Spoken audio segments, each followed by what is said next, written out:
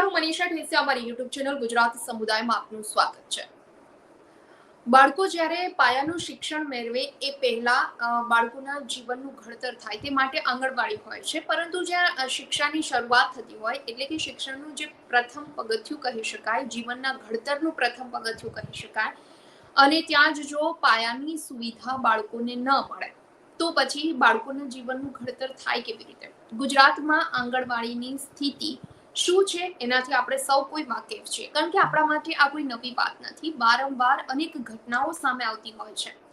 એ પછી આંગણવાડીનું મકાન જર્જરિત હાલતમાં હોય એવી ઘટના સામે આવી હોય, જર્જરિત હાલતમાં આંગણવાડી હોય અને એમાંથી છતમાંથી પોપડા નીચે પડતા હોય, અથવા ભાડાના મકાનમાં આંગણવાડી ચાલતી હોય, ઝાડ નીચે બેસી અને વિદ્યાર્થીઓ એટલે કે બાળકો, નાના ભૂલકાઓને ભણાવવામાં આવતા હોય, ક્યાંક શૌચાલયની વ્યવસ્થા નથી, ક્યાંક પીવાના પાણીની વ્યવસ્થા નથી, અમુક આંગણવાડીઓ તો એવી છે કે ત્યાં વીજળીની સુવિધા નથી। હવે તમે વિચાર કરો કે જ્યાં બાળકો પાયાનું શિક્ષણ મેળવવાના છે, જ્યાંથી શિક્ષાની શરૂઆત કરવાના છે, કે જ્યાં એમના જીવનનું ઘડતર થવાનું છે, આવી જ જગ્યાએ બાળકોને પાયાની સુવિધા નથી મળતી। અને જે ગુજરાતના નાના ભૂલકાઓ છે, જે બાળકો છે, ખરેખર હકદાર છે, આંગણવાડીમાં તેમને સુવિધા મળવી જોઈએ, એ એમનો હક છે, અને છતાં પણ સરકાર તરફથી આ બાબતે એટલું ધ્યાન નથી આપવામાં આવતું, કારણ કે ગુજરાતમાં વારંવાર જે આંકડાઓ સામે આવતા હોય છે અને તેમાંથી 53,000 જેટલી ગુજરાતમાં જે આંગણવાડીઓ ચાલે છે, 10 થી 12,000 આંગણવાડીઓ તો ભાડાના મકાનમાં ચાલે છે, કે તેને પોતાનું મકાન નથી।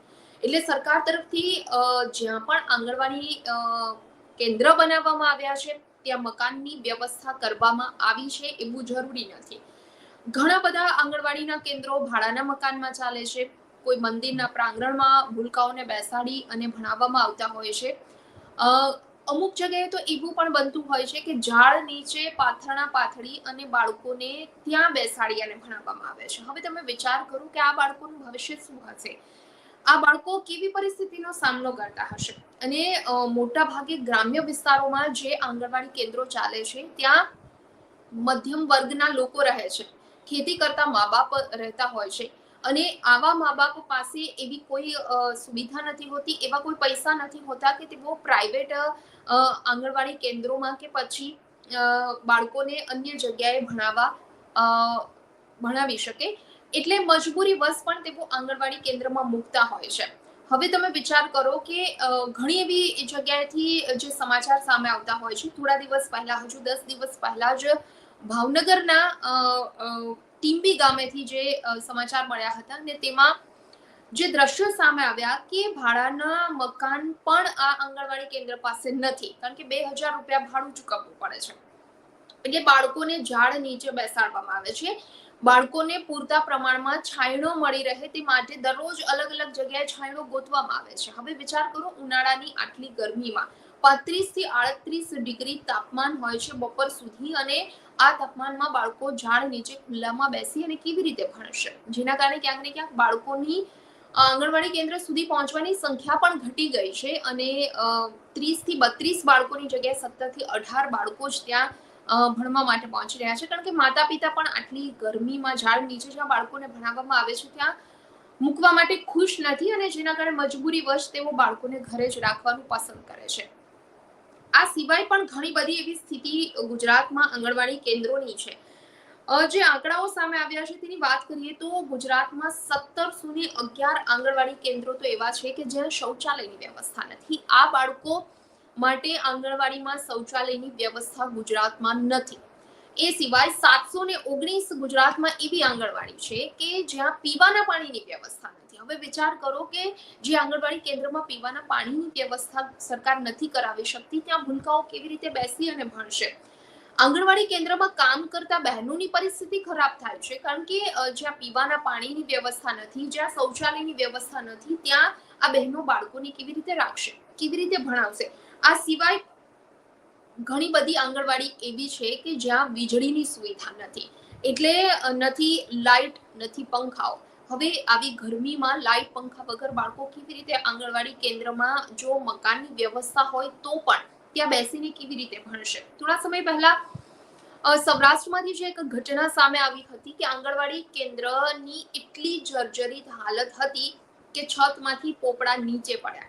સદનસીબે કોઈ બાળકોને જાનહાનિ નહોતી થઈ, કારણ કે બાળકો ઘરે જતા રહ્યા હતા. 2 બાળકો માત્ર હાજર હતા અને તે સમયે આ ઘટના ઘટી હતી. બાળકોનો આબાદ બચાવ થયો.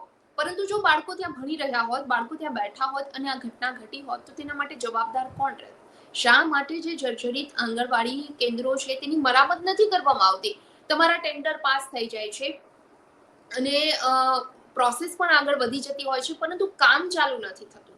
અને જ્યારે પણ અધિકારીઓને આ અંગે રજૂઆત કરવામાં આવે છે, વારંવાર ગામના લોકો, સરપંચો દ્વારા કે આંગણવાડી કેન્દ્રના બહેનો દ્વારા રજૂઆત કરવામાં આવતી હોય છે, ત્યારે જવાબ અધિકારીઓ તરફથી એક જ પ્રકારનો આપવામાં આવે કે કામગીરી શરૂ થશે, આ અંગેનું કામ મંજૂર થઈ ગયું છે. મંજૂરી મળી જાય છે, પરંતુ કામ શરૂ નથી થતું અને જેના કારણે આ ભૂલકાઓ હેરાન થતા હોય છે.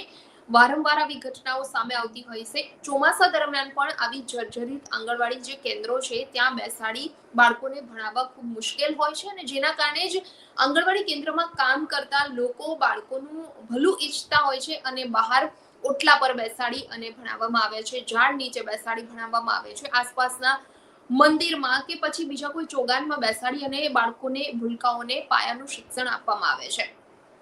પરિસ્થિતિ ગુજરાતમાં આંગણવાડી કેન્દ્રની ઘણી બધી જગ્યાએ ખરાબ છે. જે ભાવનગર જિલ્લાના ટીંબી ગામના જે સમાચાર મળ્યા છે, અને એમાં પણ સરપંચનું કહેવું છે, આગેવાનોનું કહેવું છે, ગામ લોકોનું કહેવું છે, વાલીઓનું કહેવું છે કે ઘણી બધી વખત રજૂઆત કરી છે કે આંગણવાડી કેન્દ્ર બનાવી દેવામાં આવે બાળકો માટે. છેલ્લા 2 વર્ષથી આ રીતે બાળકો ઝાડ નીચે બેસી અને ભણી રહ્યા છે. હવે વિચાર કરો, અન્ય ઋતુની તકલીફ તો સમજ્યા, પરંતુ ઉનાળામાં કેવી રીતે બાળકો સર્વાઈવ કરશે?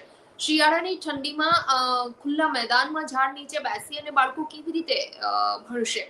એટલે પરિસ્થિતિ ઘણી બધી જગ્યાએ ખરાબ છે અને શૌચાલય, પીવાના પાણીની તો વ્યવસ્થા નથી જ. આ સિવાય 438 આંગણવાડી કેન્દ્રો એવા છે કે ત્યાં વીજ જોડાણ નથી, અને 4021 આંગણવાડી કેન્દ્ર એવા છે કે ત્યાં રસોડા કાર્યરત છે પરંતુ વીજ જોડાણ નથી. એટલે ઘણી બધી તકલીફ બાળકોને પણ પડી રહી છે, આંગણવાડી ની સંસ્થા કેન્દ્ર ચલાવતી બહેનોને પણ પડી રહી છે, કારણ કે જે પાયાની સુવિધા મળવી જોઈએ આ સુવિધા બાળકોને નથી મળતી. અને માતા પિતાની આર્થિક પરિસ્થિતિ ગ્રામ્ય વિસ્તારોમાં એવી હોય છે કે જે મજૂરી કામ કરતા હોય છે, ખેતી કામ કરતા હોય છે, ના છૂટકે જેવી પણ આંગણવાડી ચાલતી હોય, જેવા પણ કેન્દ્રો ચાલતા હોય, જ્યાં પણ ચાલતા હોય ત્યાં પોતાના બાળકોને બેસાડવા માટે મજબૂર બન્યા છે, કારણ કે ખાનગી નર્સરી સ્કૂલોની ફી ભરવાની માતા પિતા પાસે પૈસા નથી હોતા.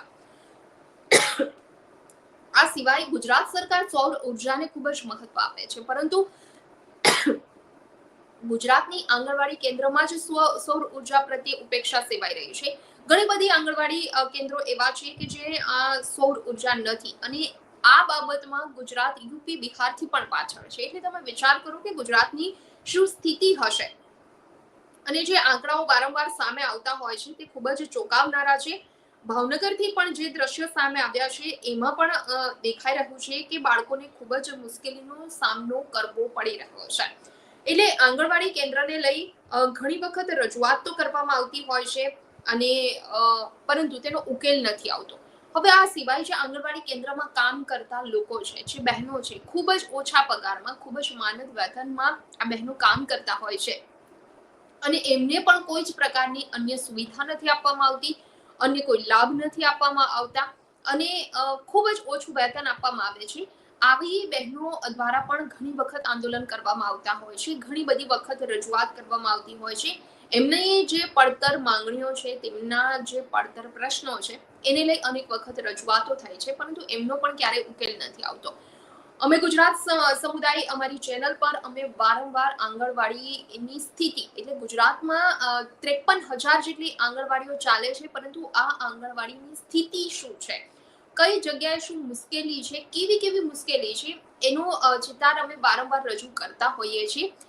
એમનો અવાજ અમે ઉઠાવવાનો પ્રયાસ કરતા હોઈએ છીએ, પરંતુ તંત્રના બહેરા કાન સુધી આ વાત નથી પહોંચતી, અને જેના કારણે જ આ અંગે કોઈ જ ઉકેલ નથી આવતો, કોઈ જ નિરાકરણ નથી આવતું. અને જે પણ આંગણવાડી કેન્દ્રોમાં જર્જરિત હાલતમાં મકાનો છે, પીવાના પાણીની સુવિધા નથી, શૌચાલયની સુવિધા નથી, કે પછી વીજળીની સુવિધા નથી, કે જ્યાં પંખો પણ નથી ચાલી શકતો. આવી સ્થિતિમાં ગુજરાતના ભૂલકાઓ ભણે છે. આવી સ્થિતિમાં ગુજરાતના ભૂલકાઓ પોતાનું ભાવિ તૈયાર કરી રહ્યા છે કે જ્યાં પાયાનું શિક્ષણ મેળવવાનું છે ત્યાં પાયાની સુવિધા નથી મળતી, અને ખરેખર આ ભૂલકાઓ, ખરેખર ગુજરાતના બાળકો એના હકદાર છે, અને છતાં પણ આ સુવિધા ગુજરાત સરકાર નથી આપી શકતી. હવે તમે વિચાર કરો કે અમુક વસ્તુમાં યુપી બિહારથી પણ ગુજરાત સરકાર આંગણવાડી ક્ષેત્રે પાછળ છે, તો પછી વિચારી શકાય છે કે આંગણવાડી કેન્દ્રોની શું સ્થિતિ ગુજરાતમાં હશે. એટલે રજૂઆતો પણ અનેક વખત કરવામાં આવી છે, અને ચેનલ પર વારંવાર અમે આ અંગેનો અહેવાલ પણ ચલાવતા હોઈએ છીએ કે ભાડાના મકાનમાં આંગણવાડી કેન્દ્રો ચાલતા હોય છે. પડતર માંગણીઓ મુદ્દે આંગણવાડીની બહેનો દ્વારા વારંવાર આંદોલન કરવામાં આવતું હોય છે. ગાંધીનગર સુધી તેઓ પહોંચી અને લડત ચલાવતા હોય છે, આવેદનપત્ર આપતા હોય છે. ચોમાસા દરમિયાન પણ જે કથળેલી આંગણવાડીની સ્થિતિઓ હોય છે એની પરિસ્થિતિ શું હોય છે એ અંગે પણ અમે વારંવાર અવાજ ઉઠાવવાનો પ્રયાસ કરતા હોઈએ છીએ, પરંતુ જાણે કે સરકારને આ અંગે કોઈ જ ચિંતા નથી. ઘણી વખત અનિચ્છનીય ઘટનાઓ પણ ઘટતી હોય છે. ભૂલકાઓ ઘણી વખત ઇજાગ્રસ્ત થતા હોય છે, ઘણી વખત ભૂલકાઓનો સદનસીબે આબાદ બચાવ થઈ જતો હોય છે, પરંતુ ક્યારેય કોઈ મોટી ઘટના ઘટી શકે અથવા મકાન વગર બાળકો ન બેસી શકે. આ બધી જ પરિસ્થિતિ એટલી ખરાબ છે કે ખરેખર સરકારે હવે આ અંગે વિચારવાનો સમય પાકી ચૂક્યો છે. એટલે હવે આંગણવાડીની જે સ્થિતિ છે, આંગણવાડીને લઈ વારંવાર જે સમાચારો સામે આવતા હોય છે, એમની સ્થિતિ અંગે જે આંકડાઓ સામે આવતા હોય છે તે ખરેખર ચોંકાવનારો છે. એટલે ગુજરાત સરકાર હવે જો આ અંગે કંઈક વિચારે અને જેટલા પણ જર્જરિત મકાનો છે આંગણવાડી કેન્દ્રના, એની મરામત કરવામાં આવે. જ્યાં પણ આંગણવાડીના કેન્દ્રો નથી, એટલે કે ભાડાના મકાનમાં આંગણવાડીના કેન્દ્રો ચાલી રહ્યા છે, 10 થી 12 હજાર આંગણવાડી ગુજરાતમાં એવી છે 53,000 માંથી કે તે ભાડાના મકાનમાં ચાલે છે, તો એમને પોતાનું આંગણવાડીનું કેન્દ્રનું મકાન બનાવી આપવામાં આવે. કારણ કે ગ્રાન્ટ તો આ અંગે સરકાર મસમોટી ફાળવે છે, તો પછી કામગીરી નથી કેમ થતી, ક્યાં ચૂક રહી જાય છે, કોના દ્વારા રહી જાય છે, આ અંગે પણ ક્યાંક ઘણા બધા સવાલ ઉઠી રહ્યા છે. ત્યારે જોવાનું રહ્યું હવે આગામી સમયમાં ગુજરાતમાં આંગણવાડીની સ્થિતિમાં કેટલો સુધારો આવે છે. ચર્ચામાં અત્યારે બસ આટલું જ. આવતીકાલે કોઈ નવા ટોપિક પર ચર્ચા કરીશું, પરંતુ આપના પણ જો કોઈ આવા મુદ્દા હોય, અમારી સાથે આપ ચર્ચામાં જોડાવા ઈચ્છતા હોય, તો વોટ્સએપ પર નંબર અમે સ્ક્રીન પર જે આપી રહ્યા છીએ એના પર આપ અમારો સંપર્ક કરી શકો છો. આપના મુદ્દા ઉઠાવવાની અમે કોશિશ કરીશું, આપનો અવાજ બનવાની કોશિશ કરીશું. આવતીકાલે કોઈ નવા મુદ્દા પર આપણે ચર્ચા કરીશું, પરંતુ જો આ વિડીયો આપને પસંદ આવ્યો હોય તો લાઈક અને શેર કરવાનું ભૂલશો નહીં, અને ખાસ અમારી ચેનલ ગુજરાત સમુદાયને આપ સબસ્ક્રાઇબ કરી લેશો. આવતીકાલે કોઈ નવા ટોપિક સાથે મળીએ. નમસ્કાર. વિડીયો પસંદ આવ્યો હોય તો લાઈક અને શેર કરવાનું ભૂલશો નહીં, અને ખાસ અમારી ચેનલ ગુજરાત સમુદાયને સબસ્ક્રાઇબ કરી લેશો. આવતીકાલે કોઈ નવા ટોપિક પર ચર્ચા કરીશું.